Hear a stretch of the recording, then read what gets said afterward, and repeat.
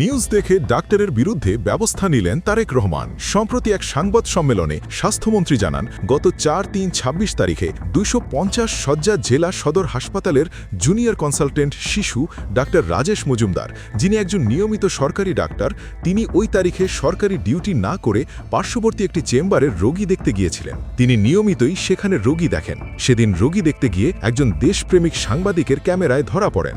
এখন তো আপনার সরকারি অফিস করার কথা ছিল, আপনি কেন এখানে? আপনি তো প্রতিদিন ফিঙ্গার দিয়ে চলে আসেন। আরে না, আমি যাব তো।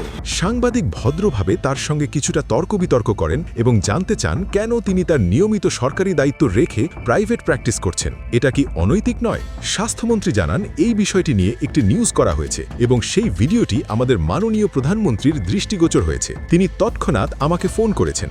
দুর্ভাগ্যজনকভাবে আমার দৃষ্টিগোচর হওয়ার আগেই বিষয়টি তার নজরে এসেছে। আমরা বিষয়টিকে খুব গুরুত্বের সঙ্গে নিয়েছি। শুধু তিনি ধরা পড়েছেন বলে নয়, বাস্তবে হয়তো আরও অনেকে এমন অনিয়ম করছেন, তাই এটি অন্যদের জন্য একটি সতর্ক বার্তা হিসেবে